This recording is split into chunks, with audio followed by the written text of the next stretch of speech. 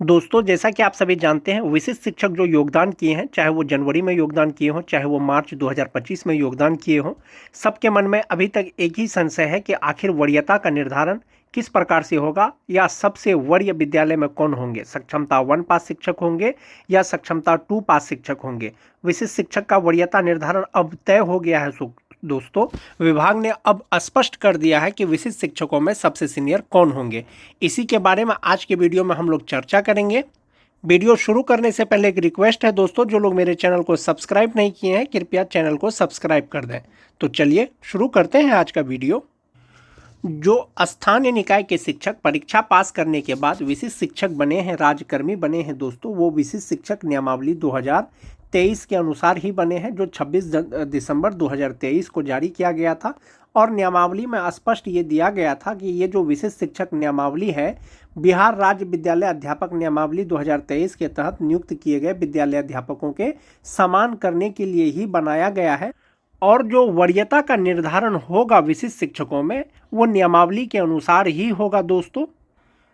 विशिष्ट शिक्षक नियमावली 2023 का पॉइंट नंबर 7 में दिया गया है दोस्तों, वरीयता निर्धारण को लेकर के, और उसी के अनुसार वरीयता निर्धारण होगा। जहां तक बात सक्षमता 1 और सक्षमता 2 पास विशिष्ट शिक्षकों का है, उसके बारे में बाद में चर्चा करेंगे। फिलहाल विशिष्ट शिक्षक में वरीयता का निर्धारण जो होगा वो नियमावली के 7.1 के अनुसार होगा।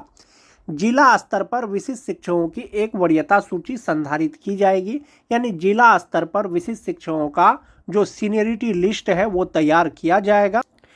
शिक्षकों की प्रत्येक श्रेणी यथा प्राथमिक, मध्य माध्यमिक और उच्च माध्यमिक के लिए विषयवार अलग वरीयता सूची तैयार की जाएगी। यानी सभी शिक्षकों का जो श्रेणीवार, जैसे 1 to 5 के शिक्षक होंगे, 6 to 8 के शिक्षक होंगे, 9 to 10 के शिक्षक होंगे या 11-12 के शिक्षक होंगे, सभी प्रकार के शिक्षकों का वरीयता सूची अलग अलग तैयार किया जाएगा। जो वरीयता सूची होगा दोस्तों, उसमें डिफ्रेंशिएट किस प्रकार से किया जाएगा, इसके लिए स्पष्ट किया गया है 7.2 में कि विशिष्ट शिक्षकों की वरीयता निम्नलिखित मापदंडों के अनुसार तैयार की जाएगी। सभी विशिष्ट शिक्षकों का वरीयता निर्धारण के लिए कुल 4 पॉइंट दिया गया है दोस्तों विशिष्ट शिक्षक नियमावली 2023 में। इसमें पहला नंबर पॉइंट है कि स्थानीय निकाय के शिक्षक के रूप में प्रशिक्षित वेतनमान प्राप्त करने की तिथि से। दूसरा है, जहां 2 शिक्षक उपर्युक्त मापदंड क के अनुसार एक ही तिथि साझा करते हैं, उनकी जन्म तिथि वरीयता तय करने के लिए मापदंड होगी। तीसरा है दोस्तों, जहां 2 शिक्षक उपर्युक्त मापदंड ख के अनुसार एक ही तिथि साझा करते हैं, तो अंग्रेजी वर्णमाला में शिक्षक का नाम वरीयता तय करेगा। उसके बाद है दोस्तों, उपर्युक्त मापदंडों में फिट नहीं होने वाले किसी अन्य मामले का निर्णय विभाग द्वारा किया जाएगा, वो भी बाद में किया जाएगा। अब इसको स्पष्ट रूप से एक बार फिर से समझ लेते हैं दोस्तों।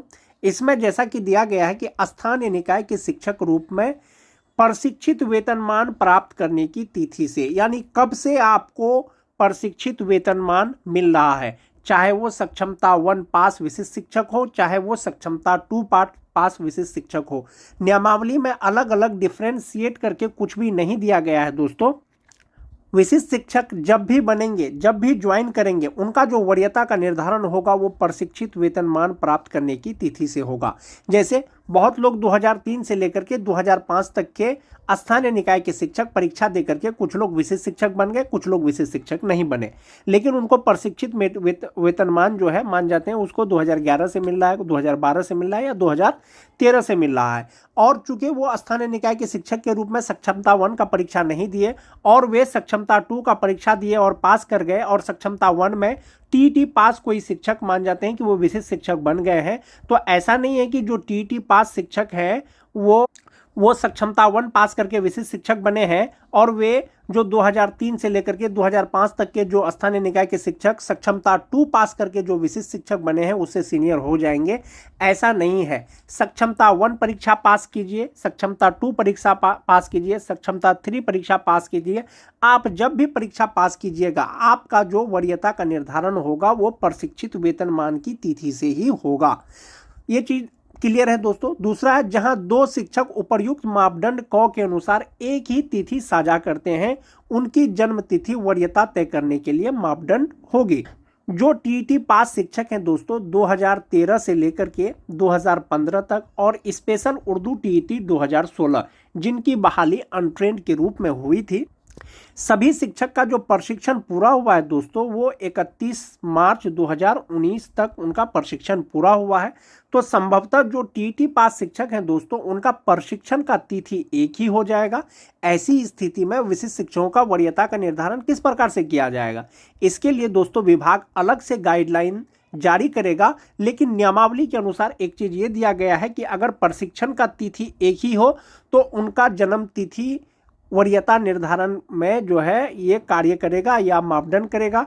चूंकि 2, 4, 5, 6 या 100 शिक्षकों का बात नहीं है दोस्तों कि एक ही तिथि साझा करते हैं तो उनका जन्म तिथि के आधार पर वरीयता निर्धारण कर दिया जाएगा। यहाँ पर हजारों की संख्या में शिक्षक हैं दोस्तों, इसलिए एक ही तिथि अगर साझा करते हैं तो उनकी जन्म तिथि वरीयता तय करेगा।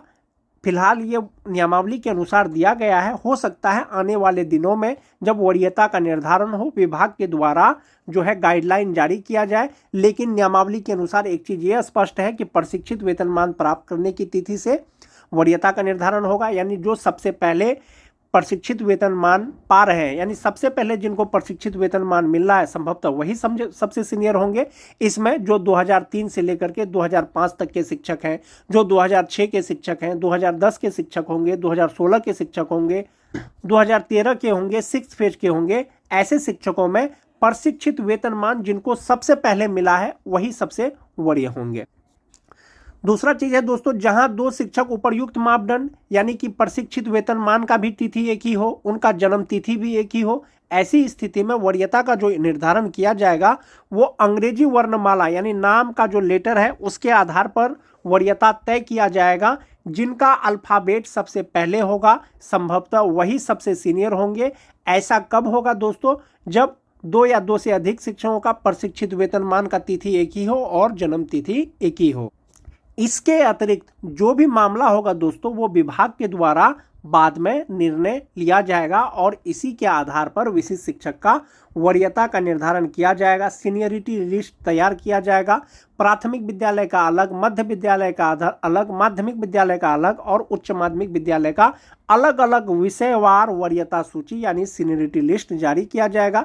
चूंकि विशिष्ट शिक्षक नियमावली के द्वारा ही दोस्तों विशिष्ट शिक्षक स्थानीय निकाय के शिक्षक से राज्यकर्मी बने हैं यानी विशिष्ट शिक्षक बने हैं, तो संभवतः उनका जो वरीयता का निर्धारण किया जाएगा वो नियमावली के अनुसार ही किया जाएगा।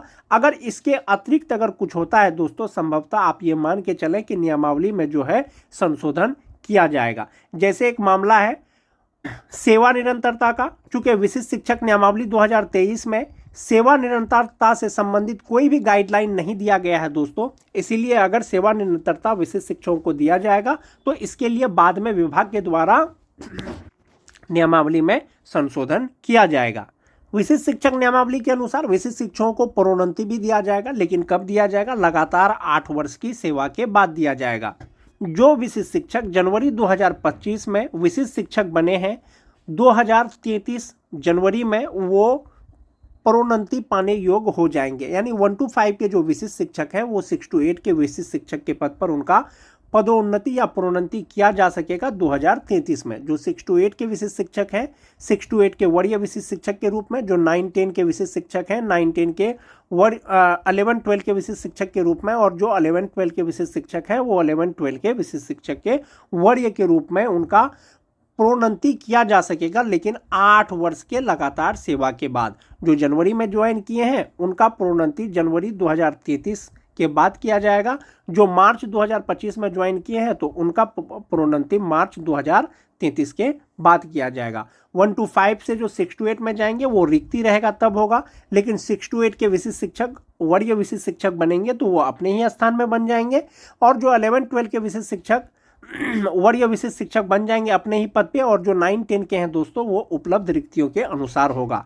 और प्रोन्नति पाने के लिए जो एसेंशियल क्वालिफिकेशन है दोस्तों वो होना चाहिए। यदि आप बेसिक ग्रेड के शिक्षक हैं 1 to 5 के शिक्षक हैं 8 साल बाद यदि आपको स्नातक ग्रेड में प्रमोशन दिया जाएगा, पदोन्नति किया जाएगा, तो संभवतः आपको ग्रेजुएट होना चाहिए। बीए, बीएससी, बीकॉम जो भी हो, आपको ग्रेजुएट होना चाहिए। वांछित योग्यता रहेगा तभी आपका प्रमोशन हो पाएगा। और जो 6 to 8 के विशिष्ट शिक्षक हैं दोस्तों, इसका भी क्वालिफिकेशन जो एसेंशियल क्वालिफिकेशन है वो होना चाहिए, तभी आप विशिष्ट शिक्षक बन पाएंगे। वरीय विशिष्ट शिक्षक जो 9-10 के विशिष्ट शिक्षक हैं, उनका जो 11-12 में जो उनका प्रमोशन किया जाएगा तो योग्यता के आधार पर किया जाएगा और उपलब्ध रिक्तियों के अनुसार किया जाएगा। नियमावली में यह चीज स्पष्ट किया गया है दोस्तों, अधिकार के रूप में कोई भी प्रोन्नति का दावा नहीं किया जा सकेगा। सभी प्रोन्नति उपलब्ध रिक्तियों के आधार पर ही होगा और विभागीय नीति को ध्यान में रखते हुए किया जाएगा। इसके अलावा सभी प्रोन्नति विभाग की प्रचलित नीति के अनुसार की जाएगी और अपेक्षित योग्यता सहित पात्रता के अधीन होगी। यानी जो योग्यता चाहिए वो होना चाहिए। जैसे कोई 9-10 के शिक्षक हैं दोस्तों, तो उनके लिए सिंपली ग्रेजुएट और बीएड होना चाहिए। यदि 11-12 में उनका पदोन्नति किया जाएगा तो पीजी होना चाहिए, एमए, एमएससी, एमकॉम होना चाहिए, तभी उनका पदोन्नति किया जाएगा। तो नियमावली में क्लियर है दोस्तों, प्रोन्नति का क्लियर है, वेतन संरक्षण का क्लियर है, और जो वरीयता निर्धारण है वो भी नियमावली में ही स्पष्ट कर दिया गया कि वरीयता का जो निर्धारण किया जाएगा वो जिला स्तर पे ही किया जाएगा और प्राथमिक, मध्य माध्यमिक, उच्च माध्यमिक का अलग अलग वरीयता का निर्धारण किया जाएगा। जिन माध्यमिक उच्च माध्यमिक विद्यालयों में प्रमंडलीय संवर्ग के सहायक शिक्षक जो मरणशील संवर्ग हैं पदस्थापित होंगे, उन्हें स्थानीय निकाय शिक्षक, नियोजित शिक्षक, विशिष्ट शिक्षक, विद्यालय अध्यापक से वरीय माना जाएगा। यानी जो पुराने वेतनमान के शिक्षक हैं वो सभी प्रकार के शिक्षक से वरीय होंगे। माध्यमिक उच्च माध्यमिक विद्यालयों में प्रमंडल संवर्ग के सहायक शिक्षक जो मरणशील है अगर पदस्थापित नहीं है, ऐसी स्थिति में बिहार राज्य उच्च माध्यमिक विद्यालय प्रधानाध्यापक नियमावली 2021 संशोधित नियमावली 2023 में प्रधानाध्यापक के पद पर सीधी नियुक्ति हेतु निर्धारित मापदंड को मानक मानते हुए माध्यमिक उच्च माध्यमिक विद्यालय में स्थानीय निकाय शिक्षक, विशिष्ट शिक्षक, विद्यालय अध्यापक के बीच आपसी वरीयता का निर्धारण निम्नांकित मापदंड के अनुसार किया जाएगा। माध्यमिक शिक्षक, विद्यालय अध्यापक को यदि स्थानीय निकाय शिक्षक अथवा विशिष्ट शिक्षक अथवा विद्यालय अध्यापक अथवा निकाय एवं विशिष्ट शिक्षक अथवा स्थानीय निकाय शिक्षक एवं विद्यालय अध्यापक के रूप में न्यूनतम 8 वर्ष का और वर्ग 9 से 10 में अध्यापन कार्य का अनुभव होना चाहिए। जो मोस्ट इंपोर्टेंट चीज है वो प्राइमरी स्कूल का या मिडिल स्कूल का है दोस्तों, 1 to 5 और 6 to 8 का, कि प्राथमिक विद्यालय में जिला संवर्ग के सहायक शिक्षक जो मरणशील संवर्ग है पदस्थापित नहीं होने की स्थिति में बिहार प्रारंभिक विद्यालय प्रधान शिक्षक नियमावली 2023 में प्रधान शिक्षक के पद पर सीधी नियुक्ति हेतु निर्धारित मापदंड के आधार पर आपसी वरीयता का निर्धारण करते हुए प्रभारी प्रधान शिक्षक के रूप में कार्य करने हेतु प्राधिकृत किया जाता है। इसके अनुसार न्यूनतम 8 वर्ष का शिक्षण अनुभव वाले वर्ग 1 से 5 के स्थानीय निकाय शिक्षक अथवा विशिष्ट शिक्षक अथवा विद्यालय अध्यापक अथवा स्थानीय निकाय शिक्षक एवं विशिष्ट शिक्षक अथवा स्थानीय निकाय शिक्षक एवं विद्यालय अध्यापक को प्रभारी प्रधान शिक्षक के रूप में कार्य करने हेतु प्राधिकृत किया जाता है। वर्णित मापदंड के अनुसार एक से अधिक शिक्षक होने की स्थिति में आपसी वरीयता का निर्धारण जन्मतिथि के आधार पर किया जाएगा। जन्मतिथि भी सेम रहेगा, तो जो नाम का अल्फाबेट है उसके अनुसार जो है वो निर्धारण किया जाएगा और विद्यालय का प्रभार दिया जा सकता है। जो मिडिल स्कूल है दोस्तों, मध्य विद्यालय में जिला संवर्ग के सहायक शिक्षक जो मरणशील संवर्ग है पदस्थापित नहीं होने की स्थिति में बिहार प्रारंभिक विद्यालय प्रधान शिक्षक नियमावली 2023 में प्रधान शिक्षक के पद पर सीधी नियुक्ति एवं बिहार राज्यकृत प्रारंभिक विद्यालय शिक्षक स्थानांतरण अनुशासनिक कार्रवाई एवं प्रोन्नति नियमावली 2018 के अंतर्गत मध्य विद्यालय के प्रधानाध्यापक के पद पर प्रोन्नति हेतु निर्धारित मापदंड के आधार पर आपसी वरीयता का निर्धारण करते हुए प्रभारी प्रधानाध्यापक के रूप में कार्य करने हेतु प्राधिकृत किया जाता है। किन्हें प्राधिकृत किया जाएगा? इसके अनुसार न्यूनतम 4 वर्ष का शिक्षण अनुभव प्रशिक्षित शिक्षक के रूप में वर्ग 6 से 8 के स्थानीय निकाय शिक्षक, प्रशिक्षित शिक्षक अथवा विशिष्ट शिक्षक अथवा विद्यालय अध्यापक अथवा स्थानीय निकाय शिक्षक एवं विशिष्ट शिक्षक अथवा स्थानीय निकाय शिक्षक एवं विद्यालय अध्यापक को प्रभारी प्रधानाध्यापक के रूप में कार्य करने हेतु प्राधिकृत किया